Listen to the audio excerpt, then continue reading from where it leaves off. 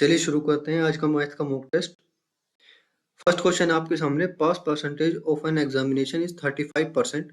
If a student who get 210 marks failed by 1 4 marks, then what are the maximum marks of the examination. देखो, अगर student 100 में से 35 marks लाया तो पास हो गया, मतलब इतने पे वो पास हो जाता है, ठीक है।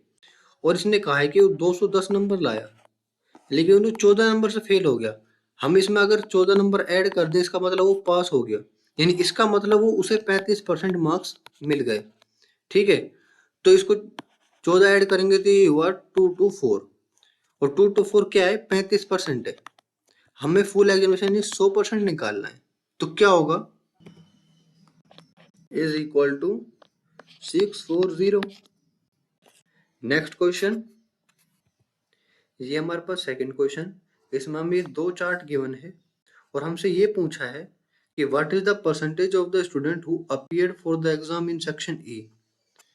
तो देखो, टोटल उसके अपीयर्ड कितने थे, अपीयर्ड सेक्शन ई में उसके 58% थे, यानी 1800 में से 58% उसके अपीयर्ड, 58% अपीयर्ड किए और उसने पास्ट किए, 10% बच्चों ने पास्ट किया अपीयर्ड में से। तो इसका मतलब ये हुआ कि हमें 58 का 10% निकालना है।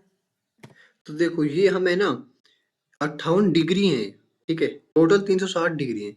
तो इसका मतलब ये है कि जो 1800 है ना, ये 58 डिग्री है, हमें 360 डिग्री निकालनी। ये 360 डिग्री है और हमें 58 डिग्री निकालनी है, तो ठीक है। तो इसके 58 की भी इसकी वैल्यू हुई हमारे पास 5। तो 5 इंटू 58 इज इक्वल टू 290, ठीक है, इसकी वैल्यू 290 है।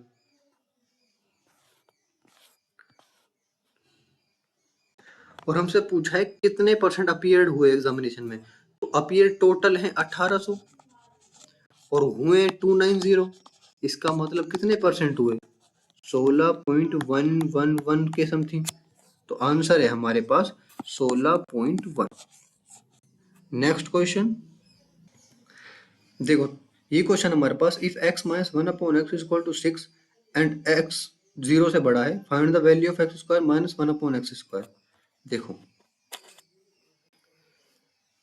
हम कैसे भी कर सकते हैं, ठीक है। इसको स्क्वायर में ले जाके उस प्लस को माइनस में कन्वर्ट कर देंगे, जैसे मैंने पिछली वीडियो में आपको बताया है कि प्लस को माइनस में, माइनस को प्लस में कैसे कन्वर्ट करते हैं, ठीक है। और ऐसे भी कर सकते हैं कि हम इसको माइनस का माइनस रहने दें और फिर एक्स स्क्वायर की वैल्यू निकाल लें। हम कैसे भी कर सकते हैं, लेकिन देखो, पहले हम इसको एक्स स्क्वायर बनाएंगे, तो यानी दोनों तरफ का स्क्वायर लेंगे।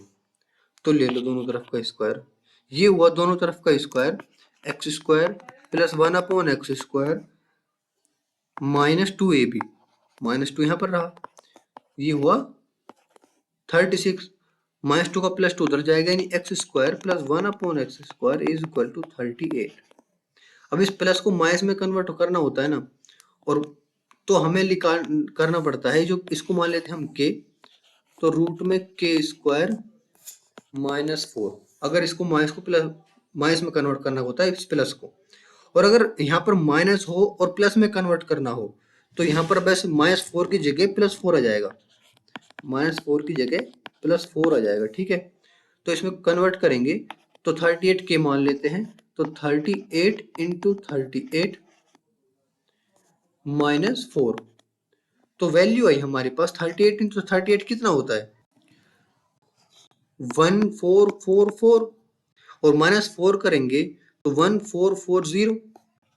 इसको अंडर रूट, इसको रूट हटाएंगे तो वैल्यू आई हमारे पास, इस 144 को लिख देंगे 12, ये 12 का स्क्वायर, और रूट में 10 कर देंगे, ठीक है, देखते ही पता चल गया। Next question, what is the value of sec square minus tan square. ये तो 1 होता है, तो सीधी सीधी आइडेंटिटी है यहाँ पर। Next question, the average monthly income of the father and mother is rate 5000, the average monthly income of the mother and her son is rate 6000, the average monthly income of the father and his son is rate 10,000, find the monthly income of the father. देखो, father plus mother की income है वो total करेंगे तो average है, इसको into 2 करेंगे क्योंकि फादर मदर दो ही तो हैं, तो आ जाएगा हमारे पास 10,000। और मदर प्लस सन कितनी है हमारे पास 6,000, इसको इंटू 2 से करेंगे तो आ जाएगा 12,000।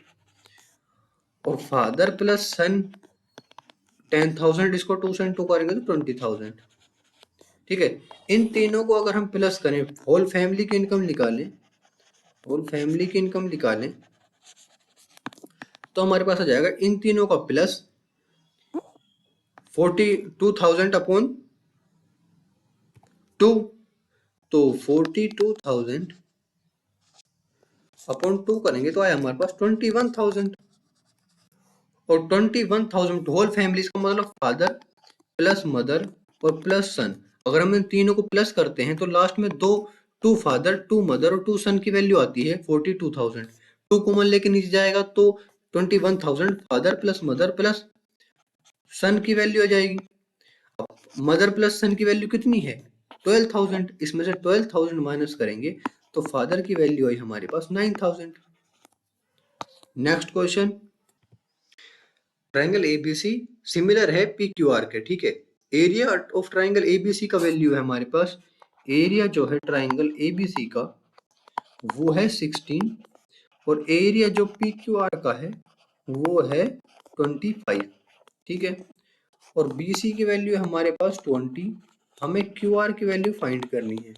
ठीक है, सिमिलर का फॉर्मूला क्या होता है, हर वीडियो में आता है ऐसा क्वेश्चन, एरिया एबीसी जो है, एरिया दूसरा कोई ट्रायंगल मान लो पी क्यू आर ही मान लेते हैं, ये जो है या तो इनका स्क्वायर कर दो, जैसा एक कोई एक साइड मान लेते हैं बीसी अपॉन क्यू आर मान लेते हैं। ठीक है, तीनों साइड होती हैं वो आगे चलेंगे, तो या तो यहाँ पर दोनों का स्क्वायर कर दो या फिर यहाँ से स्क्वायर हटा दो तो यहाँ पर कर दो। देखो अगर इन दोनों का स्क्वायर है, ठीक है, अगर एरिया है ना तो साइड का स्क्वायर होगा अपॉन में, इसका मतलब ये है कि 16 upon 25 is equal to BC का स्क्वायर कितना है 20 इंटू 20 अपॉन क्यू आर का स्क्वायर, ये होता है। और दूसरी साइड भी ले सकते हैं हम, जैसे A B upon P Q is equal to P Q sorry B C upon Q R is equal to A C upon P R, ये होता है। ठीक है, is equal to area of A B C और area of P Q R, square square square square square square. जब area आ जाता है तो एरिया यहां से हट जाता है तो सब पर स्क्वायर है, तो स्क्वायर कोई काम ही नहीं होगा, सब पर स्क्वायर है तो स्क्वायर सारे हट जाएंगे। ठीक है, ये होता है। तो अब इसकी वैल्यू निकालेंगे हम, तो क्यू आर स्क्वायर की वैल्यू आई हमारे पास 625, तो क्यू आर की वैल्यू है हमारे पास 25। Next question, XYZ completed a work costing rate 3,400, X work for 5 days, Y for 7 days and Z for 10 days. If their daily wages are in the ratio 4:5:3, how much amount will be received by X?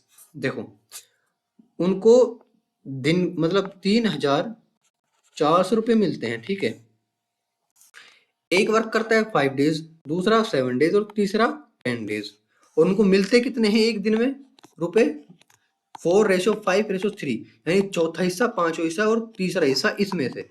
ठीक है, तो पहला को चौथा हिस्सा मिला लेकिन 5 दिन तक मिलता रहा, 5 दिन तक काम करता है वो रेशो। दूसरे को 5 हिस्से मिलते हैं और वो 7 दिन तक काम करता है।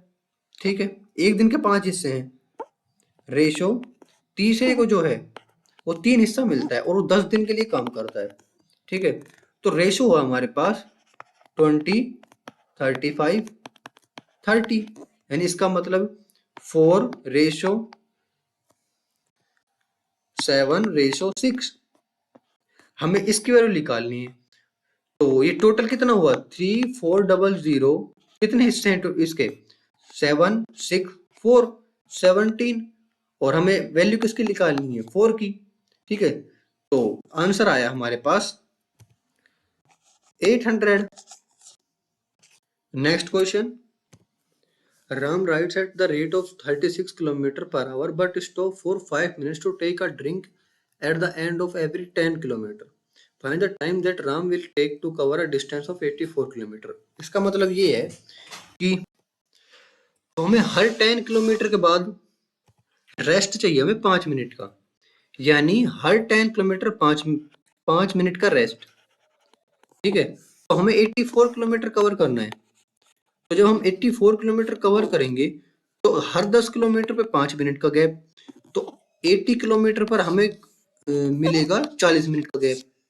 ठीक है, तो 40 मिनट का गैप हो गया, यानी 40 मिनट को हम अलग रख देंगे और अब हम निकालेंगे कि 84 किलोमीटर 36 की स्पीड पे कितनी देर में पहुंचता है वो।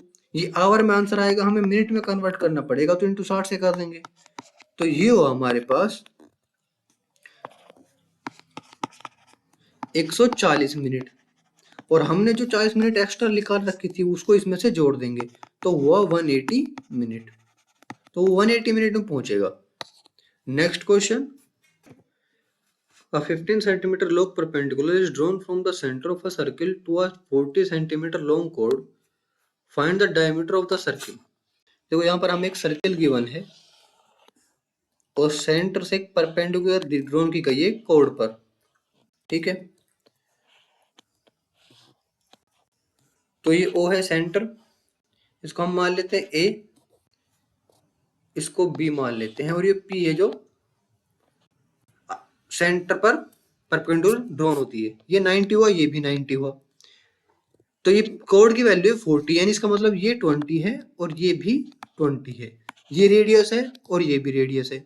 अब किसी एक ट्राइंगल में पाइथागोरस थ्योरम लगाएंगे और ये 15 है, तो आर की वैल्यू आ जाएगी, तो यानी OA square is equal to 20 का स्क्वायर प्लस 15 का स्क्वायर। ठीक है, OA की वैल्यू आई है हमारे पास 25, यानी रेडियस की वैल्यू 25, हमें डायमीटर पूछा है, यानी 25 into 2 50। Next question, if x plus 1 upon x equal to 3√2 and जो x है वो 1 से बड़ा है, what is the value of x की पावर 8 माइनस 1 अपॉन एक्स की पावर 8। तो देखो इसको हमें टुकड़ों में तोड़ना है जिससे कि क्वेश्चन करने में और आसानी हो जाए। ठीक है, तो हम इसको लिख सकते हैं x की पावर 4 प्लस 1 अपॉन एक्स की पावर 4, और जो बचेगा x की पावर 4 माइनस 1 अपॉन एक्स की पावर 4 उसको फिर टुकड़ों में कर देंगे, तो वो आएगा x square plus 1 upon x square और x square minus 1 upon x square.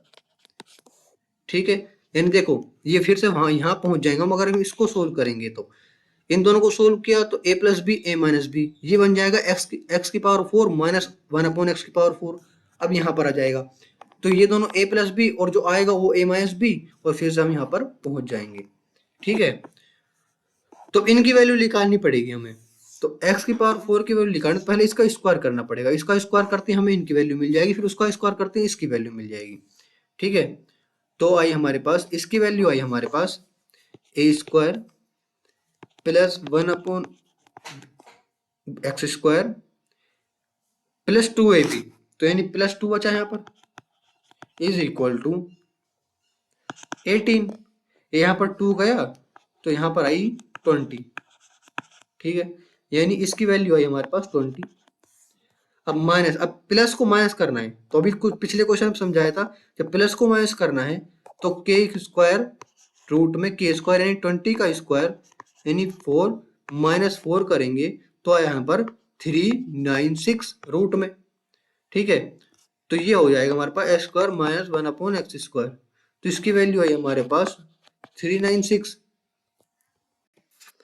नहीं सॉरी यहाँ पर 18 था ना, तो उसमें माइनस होगा, यहाँ पर प्लस 2 था, यहाँ पर 18 था, तो माइनस जाएगा तो यहाँ पर 16 बचेगा, तो 16 का स्क्वायर होगा यहाँ पर 16 का स्क्वायर, तो वैल्यू आई हमारे पास रूट में 252 यानी 6√7, तो इसकी वैल्यू है हमारे पास 6√7।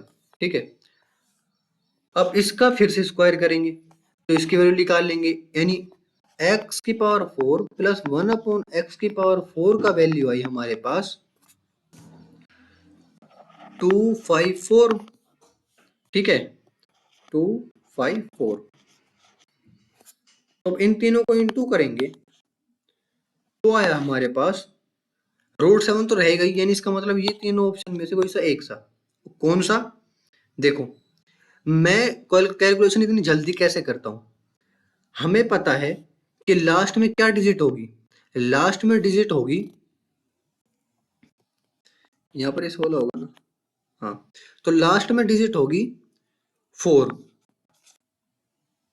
क्यों? क्योंकि जब 6 और 4 से इंटू हो गए ना तीनों, तो लास्ट में 4 ही बचेगा। यानी फिर से अब इन तीनों में तो बचे ये दोनों, ठीक है, तो इन दोनों में आंसर होगा सेकंड, यानी ये भी नहीं होगा और ये भी नहीं होगा, फर्स्ट एंड थर्ड में से कोई सा होगा। तो जब हम दूसरी वैल्यू निकाल लेंगे तो आएगा हमारे पास 8। तो हमें पूरा सॉल्यूशन नहीं करने की जरूरत कि हम यहाँ पर इंटू करने बैठेंगे, हमारे पास इतना टाइम नहीं होता। 254 इंटू 16 इंटू 6√7, इन तीनों को हम इंटू करने बैठेंगे, इतना हमारे पास टाइम नहीं होता। पहले हमें यूनिट डिजिट यानी लास्ट की एक डिजिट निकालनी है, वो होती है 4, वो होगी 4, ठीक है। फिर दूसरी निकालनी है, वो होगी 8।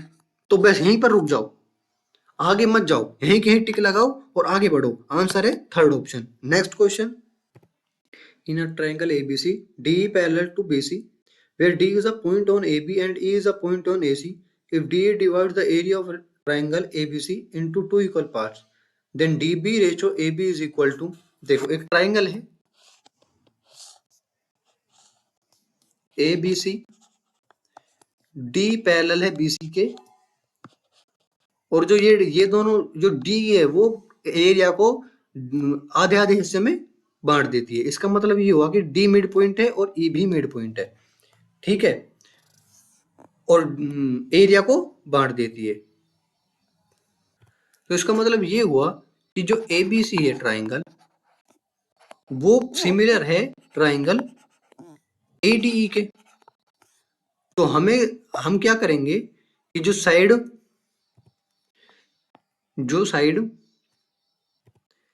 AB square upon AD square है, वो area of triangle ABC upon area of triangle ADE equal है।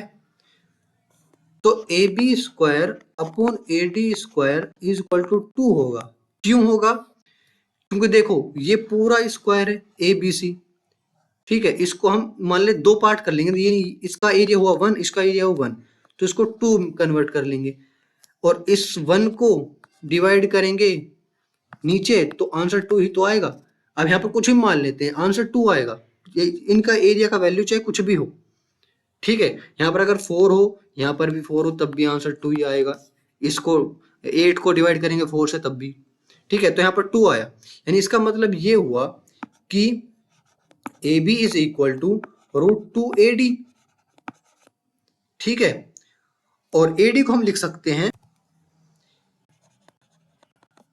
√2AB माइनस DB,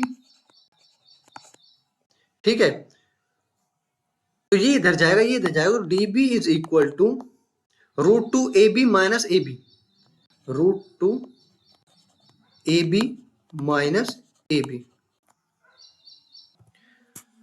तो रेशो होगा DB अपॉन AB का is equal to √2 minus 1 upon √2, यानी इसका मतलब √2 minus 1 ratio √2। Next question, simplify. देखो इसकी वैल्यू आई हमारे पास 12.4, यानी 0.1 बच जाएगा, यहाँ पर 0.1 बच जाएगा 4.9, ठीक है, यहाँ पर ये हो जाएगा 5, 3.5 में से -5 करेंगे तो आया हमारे पास माइनस का 1.5, ठीक है, और इसको माइनस माइनस प्लस हो जाएगा, यहाँ पर माइनस है बाहर, तो 0.08 plus 1.5 is equal to 1.58। Next question, in a right angle triangle the hypotenuse is 5 centimeter and the base is 3 centimeter. If one angle is theta then tan theta is equal to, देखो एक right angle triangle है, उसमें hypotenuse 5 है, base 3 है, तो perpendicular 4 होगा, और tan theta होता है परपेंडिकुलर अपॉन बेस, यानी 4/3। Next question, the width of a rectangle is 2 meter less than its length. If the perimeter of the rectangle is 68 meter, then what is the length of the rectangle? देखो, एक rectangle है, उसकी एक length है, और जो breath है यानी विड्थ, वो लेंथ से 2 मीटर कम है, और पैरामीटर दिया गया है, इसका मतलब 2 लेंथ प्लस l माइनस 2 की वैल्यू दी गई है हमारे पास 68, तो l प्लस l माइनस 2 की वैल्यू आई हमारे पास 34, 2l की वैल्यू आई हमारे पास 36, l की वैल्यू हमारे पास 18। Next question, pipe A can fill a tank in 12 minutes, pipe B can fill it in 18 minutes, while pipe C can empty the full tank in 36 minutes. If all the pipes are opened simultaneously, how much time will it take to fill the empty tank completely? देखो, efficiency निकालेंगे सारी pipe की, तो पहले pipe की efficiency 1/12 plus दूसरे pipe की efficiency 1/18, और ये खाली करेगा, इसका मतलब -1/36। ठीक है, इसको सोल्व करेंगे तो 36 कॉमन लिया, ये हुआ 3, ये हुआ 2, और ये हुआ -1, यानी 4/36 यानी 9, 1/9, तो टोटल 9 मिनट्स लगेंगे इसे भरने में। Next question, a vertical pole of 28 metre height cast a 19.2 meter long shadow. At the same time, find the length of the shadow cast by another pole of 52.5 meter height. देखो, एक right angle बन रहा है, यहाँ पर एक पोल है जिसकी हाइट 28 मीटर है, वो 19.2 की शेडो बनाता है, और उसी टाइम, इसका मतलब ये है कि शेडो में कोई चेंज नहीं होगा, उसी टाइम एक 52 मीटर 5 मीटर टोल एक पोल है, वो x शेडो बनाता है x मीटर की। ठीक है, अब ये दोनों ट्राइंगल कॉन्ग्रुएंट तो ना सही, लेकिन सिमिलर तो होंगे, दोनों राइट एंगल ट्राइंगल हैं। अब सिमिलर का वही प्रॉपर्टी का रूल लगा देते हैं, 28/52.5 इज इक्वल टू 19.2/x। ठीक है, तो x की वैल्यू आई हमारे पास यहाँ पर 19.2 इंटू 52.5 की वैल्यू क्या है हमारे पास 1008 अपन 28 करेंगे तो आई हमारे पास value 36। Next question, find the value of cos 41 upon sin 49, sin 51 upon cos 39। देखो, इसकी वैल्यू 2 आएगी, देखते ही। ठीक है, क्यों? क्योंकि हम इसको cos 41 बना देंगे, इसको भी cos 41 बना देंगे। कैसे बना देंगे? उस आइडेंटिटी से, cos 90 minus theta is equal to sin theta. ठीक है, ये लगेगा। Next question, the cost price and selling price of rice are the same due to a faulty weight machine. The seller earns a 15% profit if at X is the cost price of 1000 gram rice and the machine is changed which shows 1000 gram instead of 950 gram. What should be the selling price now to get the same percentage of profit? देखो, जो X है ना, वो cost price है, और X कितना है 1000 ग्राम है। ठीक है, अब 1000 ग्राम की जगह वो 950 ग्राम कर देता है, यानी 950 ग्राम हमें निकालना है। X 1000 ग्राम है, 950 ग्राम निकालना है, तो ये हो गया हमारे पास कॉस्ट प्राइस। अब और हमें प्रॉफिट करना है 15% का, इसका मतलब 115% हमें निकालना है। ठीक है, तो इसकी वैल्यू आई हमारे पास, इससे 0 से 0 कैंसिल आउट हो गया, यहाँ पर पॉइंट लग जाएगा, और x की वैल्यू आई हमारे पास, सोल्व करेंगे तो 1.0925 इंटू x। ठीक है, यहाँ पर x करेंगे तो इसकी वैल्यू ये आई। Next question, the length breadth and height of a cuboid are in the ratio 1:2:3। The length breadth and the height of the cuboid are increased by 200%, 300% and 300% respectively, then compared to the original volume the increase in the volume of the cuboid will be। देखो, पहले जो side थी 1:2:3 में थी। अब इनका 200% निकालें तो यानी 1 का 200% निकालें तो हुआ 2 और 2 और प्लस 1 3। ठीक है, तो यानी अब हो गई 3 प्लस 8 प्लस 12। ठीक है, अब हो गई ये वॉल्यूम क्या होता है L into B into H. तो इसका वॉल्यूम हुआ हमारे पास 6 और इसका वॉल्यूम हुआ हमारे पास 288 शायद, हाँ 288। ठीक है, तो 288 तो हो गया अब वॉल्यूम, पहले वॉल्यूम था 6, तो कितने टाइम्स बढ़ गया, तो इसमें से 6 माइनस करेंगे तो ये बचेगा 282 और कितने टाइम्स 47 टाइम्स।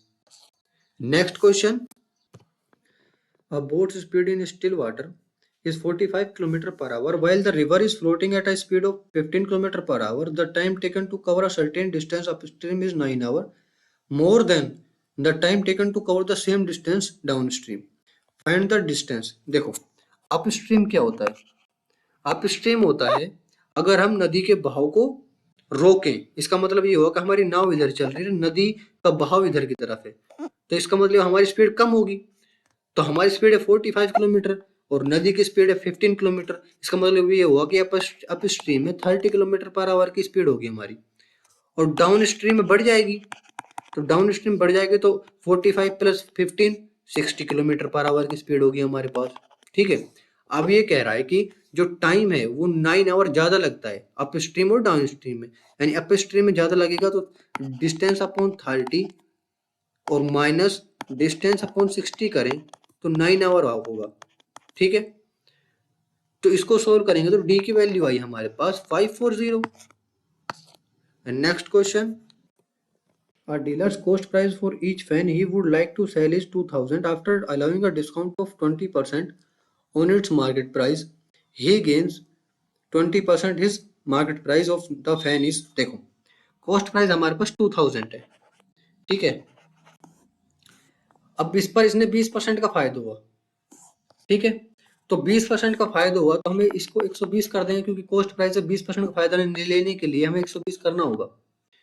ठीक है, और जो फिर ये है ये 20% डिस्काउंट है, इसका मतलब ये है कि ये पूरा जो है वो 80% है और हमें निकालना इसका 100%।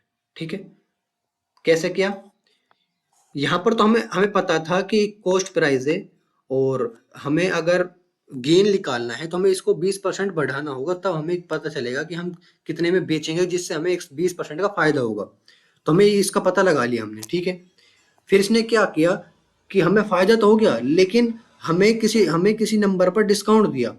जब हमारे पास ये आया कितने परसेंट का डिस्काउंट दिया, 20% का, तो जब हम 20% डिस्काउंट देंगे तो बचा 80%, तो ये जो ये है ये 80% है, तो हमें 100% निकालना है। ठीक है, तो इसकी वैल्यू आई हमारे पास 3000। सिंपल कट जाएगा ये सारे। Next question, which number among 2 3 4 9 3 6 3 5 5 0 8 3 5 5 8 0 3 6 5 0 8 divisible by 33। तो देखो अगर ये सारे नंबर अगर 33 से डिविजिबल हैं तो क्या करना होगा कि वो नंबर 11 से भी डिविजिबल होगा और 3 से भी डिविजिबल होगा। ठीक है, तो ये नंबर है 3 से डिविजिबल, पहली बात तो ये नंबर ही 3 से डिविजिबल नहीं है। ये नंबर है 3 से डिविजिबल, हाँ ये नंबर है 3 से डिविजिबल। 11 से डिविजिबल है। 3 का डिविजिबिलिटी रूल क्या कहता है कि इन सबको प्लस कर दो, अगर वो 3 से डिवाइड है तो मतलब वो 3 से डिविजिबल है। ठीक है, 11 का इनका इवन नंबर्स और इनका ओड नंबर्स का डिफरेंस या तो 0 आना चाहिए या फिर 11 से जो डिवाइड हो जाए वो नंबर आना चाहिए। तो ये दोनों 11 से भी डिवाइड है और 3 से भी डिवाइड है, तो आंसर है first. Next question, the ratio of the speed of a motor boat to that of the current of water is 31:6। The motorboat starts from the point and covers a certain distance along the current in 4 hours 10 minutes. Find the time taken by the motorboat to come back to initial point. देखो ये है motorboat की speed मान लेते हैं और ये 6 है करंट की स्पीड। ठीक है, तो जब हम नदी के बहाव के साथ चलेंगे तो स्पीड कितनी होगी, इन दोनों का प्लस यानी 31 + 36 = 37 जब डाउन स्ट्रीम में चलेंगे। किलोमीटर पर आवर मान लेते हैं, ठीक है। और जब अप स्ट्रीम में चलेंगे इसका मतलब ये है कि नदी के विपरीत, इसका मतलब नदी का बहाव हमारी तरफ हम रोक कर रहे हैं, तो इसकी वैल्यू होगी हमारे पास 25 किलोमीटर पर आवर, ठीक है। अब डाउन स्ट्रीम में वो लगाता है 4 आवर 10 मिनट्स, अप स्ट्रीम में कितना लगाएगा 6 आवर 10 मिनट्स, ठीक है। क्योंकि इसका डिस्टेंस निकाल लेंगे, देखो 37, अगर सॉल्यूशन ही देखना है आपको तो 37 इंटू कितना कितना ये अगर आवर में कन्वर्ट करेंगे 4 आवर 10 मिनट को, तो आया हमारे पास 25/6, ठीक है। ये आ जाएगी हमारे पास डिस्टेंस, और जब डिस्टेंस आ जाएगी तो ये स्पीड, अब की बार ये स्पीड है और ये डिस्टेंस है, तो टाइम की वैल्यू आ जाएगी। Next question, a sum of rate 30,000 becomes rate 38,400 after being invested at a simple interest 8% per annum in how many years। देखो सिंपल इंटरेस्ट है, 30,000 का 8% के हिसाब से x ईयर्स में कितना बन जाता है, 38,400 बन जाता है। इसका मतलब कितना ब्याज बन जाता है, 8,400 ब्याज बन जाता है, ठीक है। तो हमें x की वैल्यू निकालनी है, तो 24 यानी x की वैल्यू है हमारे पास 8400 अपॉन 2400, तो वैल्यू आई x की 3.5। नेक्स्ट क्वेश्चन, ये में गिवन है चार्ट और ऊपर लिखा है the table shows the percentage of student of 4 departments minus mechanical, civil, computer science and applied, minus with each student being in only one department, ठीक है। The table also shows the number of students of these 4 departments in 5 different colleges with the total number of student being 2080। If the number of students in IIT Bombay is 20% less than the number of students in IIT Madras, then what is the difference between the total number of students who studied in the applied department in these two colleges and that of the student who study in the civil department in these two colleges। देखो IIT Bombay, अगर हम IIT Madras को x मान लेते हैं, मद्रास को अगर हम x मान लेते हैं, IIT बॉम्बे कितना हो जाएगा 20% लेस, इसका मतलब ये 4/5x, ठीक है। और IIT Bombay plus IIT Madras ये कितना होगा 2080 माइनस 430 प्लस 350 प्लस 400। क्यों करा मैंने ये, क्योंकि हमें ये गिवन है ऊपर, ठीक है, कि ये दोनों कॉलेजेस के इसमें से माइनस करेंगे इनको तो ये दोनों कॉलेज की वैल्यू आ जाएगी, ठीक है। तो इन दोनों कॉलेजेस की वैल्यू आई यानी x प्लस 4/5x की वैल्यू आई हमारे पास। इसको सोल्व करेंगे तो 900, x की वैल्यू आई हमारे पास 500, ठीक है। और 4/5x की वैल्यू निकालें तो आई हमारे पास 400। अब इन दोनों कॉलेजेस की वैल्यू हमारे पास आ चुकी है। अब हमसे पूछा गया है कि then what is the difference between the total number of student who study in applied department. Applied department में IIT बॉम्बे, IIT मद्रास के कितने स्टूडेंट है, यानी इसके 32% स्टूडेंट है और IIT मद्रास के 35% स्टूडेंट है, तो कितने हुए 32%। तो इन दोनों के अप्लाई निकालेंगे 32% और 35% निकालेंगे, प्लस करेंगे तो हुआ हमारे पास 303, ठीक है। और अब सिविल डिपार्टमेंट में निकालेंगे तो सिविल डिपार्टमेंट में कितना है 18% 25%, तो इसका 18% और इसका 25% निकाल के प्लस करेंगे तो आया हमारे पास वैल्यू 197, ठीक है। और हमें इसका डिफरेंस पूछा है 303 का 197 का कितना डिफरेंस है 106। Thank you. Like, comment, and subscribe.